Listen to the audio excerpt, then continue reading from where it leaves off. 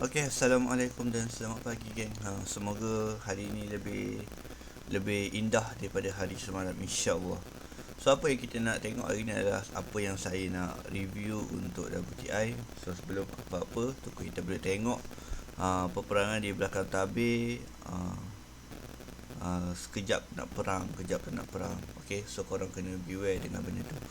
Korang pernah dengar tak prinsip yang mana kita membeli pada harga yang murah, menjual pada harga yang mahal? Menjual pada harga yang mahal, membeli pada harga yang murah. Pernah dengar tak? Yang itu adalah prinsip-prinsip untuk orang yang buat investment ataupun orang-orang yang membeli sesuatu benda yang murah dan mendapat keuntungan pada harga yang mahal lah. So itu adalah prinsip dia. So sama juga untuk sekarang ni, kalau kita perhatikan WTI ni, even kita tahu supply minyak dalam dunia ni banyak sangat. Okay, kenapa orang still membeli keadaan tu? Sebab apa? Orang tahu bila keadaan terdesak. Bila keadaan terdesak, yang orang yang menyimpan stok adalah pada orang yang memegang share dia. So dia akan menjadi orang kata kepentingan untuk orang nak beli. Contoh, kita nak guna sangat benda tu, kita terpaksa membeli walaupun pada harga yang mahal. So itu adalah dasar ekonomi yang kita faham. Betul tak? Sekarang ni dia berada dekat atas, orang keep continue untuk membeli, dan bila waktunya tiba, dia orang akan start untuk menjual. Untuk apa? Dapat keuntungan yang gila-gila lah, mendapat keuntungan yang gila-gila. So itu adalah prinsip yang korang kena faham bila korang nak membuat satu trading, nak buat apalah, tak kisahlah korang nak buy pair ke, korang nak buy gold ke, korang nak buy WTI ataupun oil ke. So korang kena faham dulu konsep dia. Sebab bila kita faham konsep dia, kita tahu bila masih berada dekat kawasan atas, possibility kita adalah untuk kita membeli ataupun juga menjual pada harga yang penting-penting sahaja. Okay, so apa yang kita nak lihat hari ni adalah, kita boleh tengok semalam kita ada buat trading view ataupun kita punya trading idea kita dekat kawasan sini. Trading idea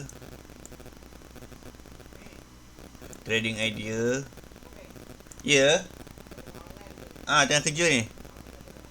Trading idea.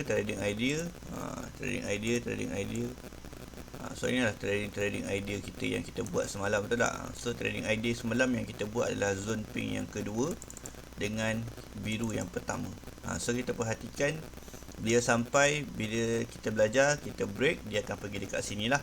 So kalau dia buat rejection, dia akan pergi dekat kawasan bawah ni dululah sebelum dia nak turun ke bawah, kalau betul dia nak buat rejection. So kita buka kepada time frame H4 pula. Apa yang kita boleh lihat, ada satunya gap up dekat kawasan atas tu yang membuat satu kenaikan yang agak mendadak lah. Kenaikan yang agak mendadak. Dia gap up ni adalah kenaikan yang mendadak. Gap up, ingat, gap up adalah kenaikan mendadak, ataupun isu-isu di belakang tabir yang menyokong penuh untuk dia buat kenaikan. So sekarang kita tengok dia boleh open, lepas tu dia turun balik dalam 1130 pip lah. Okay, so kita boleh lihat. Okay, zone ni kita dah boleh lihat. Kat sini pula, sini dan dekat situ. Okay, so apa yang kita boleh lihat dekat sini adalah market ni dah sampai dekat kawasan sini. So cuma kalau kita nak masuk entry position sekarang ni, keadaan yang mana kita mengejar sesuatu price sahaja. So kita dah terlewat untuk kita nak masuk waktu gap up ni. So kita dah terlepas, jadi makna kata kita akan standby untuk next step saja. So next step tu apa? Next step tu adalah kita nak mencari entry position.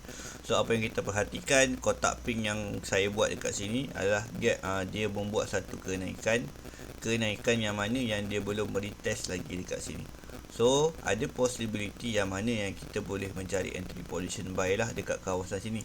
Cuma kita tak gunakan kawasan ni. Kalau kita gunakan kawasan ni, kita akan nampak sesuatu benda yang lain. Cuba kita letak dekat kawasan sini. So sini adalah orang kata zone untuk kita mencari sell pada dasarnya, dan dia membuat satu kenaikan yang melebihi kawasan sini. So ini yang dipanggilkan sebagai swap zone. So boleh dikira sebagai kawasan yang terbaik juga untuk kita mencari entry buy. Entry buy dia lagi. Kalau dia datang, dia buat something, dan kini adalah kawasan yang agak menarik untuk kita nak masuk entry position buy. Habis lagi mana dia masih belum sampai, dia buat kenaikan, kita boleh curi sell dekat kawasan atas dengan risiko stop loss kita 30 pip maksimum daripada zone. Maknanya kata apa? Maknanya kata zone kita contohnya dekat harga tertinggi adalah 94 lah, contohnya 94. So maksimum SL kita adalah 94,300. Contoh kalau kita nak masuk sell. Kalau kita nak masuk sell dekat kawasan atas lah. Jangan masuk sell dekat sini pula. Ni sama cari penyakit lah. Nama dia cari penyakit. Tunggu di atas ataupun tunggu di bawah. Tunggu di atas ataupun tunggu di bawah untuk kita nak masuk entry position. Okay, so macam mana yang kita nak tahu yang market ni boleh turun? First sekali dia kena break dulu kita punya swap zone, dan swap zone ni akan bertukar balik kepada sell punya kawasan, dan barulah kita akan boleh mencari entry position sell sampailah dekat bawah. Tapi kalau selagi mana yang dia masih berada dekat kawasan di perantaraan, ingat sini. Ni tengok tu. Zone sell ni adalah zone buy. Apa je salah. Zone jangan macam tak. Zone sell, zone buy. Kawasan adalah zone buy, bukannya kawasan yang mana kita masuk kawasan je kita terus entry terus. Semalam kalau kita masuk dekat grup RTC, saya ada bagi signal mengenai kawasan untuk kita mencari entry sell. Saya dapat macam something wrong yang akan terjadi. That's why saya suruh kita semua delete pending order dekat kawasan sini. Even kalau kita perhatikan price masuk dan keluar, betul tak? Memang dia bagi something, tapi kita takut ada orang yang tertidur dan dia tak sempat. Jadi saya suruh korang delete dulu awal-awal dan boleh menunggu setup seterusnya.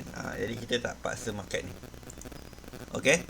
So itu adalah kawasan ataupun kita punya kawasan untuk kita mencari entry position dan sebagainya lah.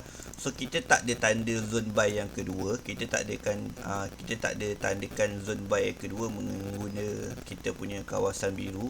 Sebab apa? Kita tak perlu nak tengok benda yang lain dulu. Sebab apa? Kita kena tunggu dia sampai dekat sini, dia buat breakout, dan baru kita akan cari keadaan yang mana yang seterusnya lah. Untuk sekarang ni apa yang kita ada adalah kita ada ini saja. Ini saja yang kita ada untuk sekarang. Yang ada sekarang adalah di sini saja. Kita tak membuat banyak-banyak zone. Kita kena relax. Ini saja zone yang saya boleh bagi dekat korang untuk hari ini. Dan tengoklah apa yang terjadi untuk hari ini. Okay. So itu saja untuk video pencerahan. Tak ada signal untuk entry instant untuk sekarang. So saya akan cuba untuk sell dekat kawasan atas ni. Mungkin saya akan pending order lah. So saya mungkin akan pending order dekat kawasan sini. So zone agak besar lah. Okay, zone agak besar.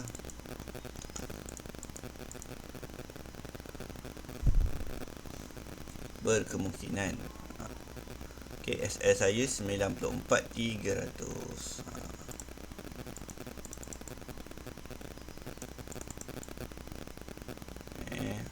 339. Okay, so itu adalah kawasan yang mana yang saya mungkin akan mencari entry position sell untuk ambil order buy dekat kawasan bawah lah. So target TP saya tak adalah TP daripada jauh dulu, sebab dia keadaan yang agak menarik untuk kita, masih lagi keadaan yang sama-sama lagi untuk kita nak masuk entry position dan sebagainya lah. So saya target untuk TP dekat area sini saja.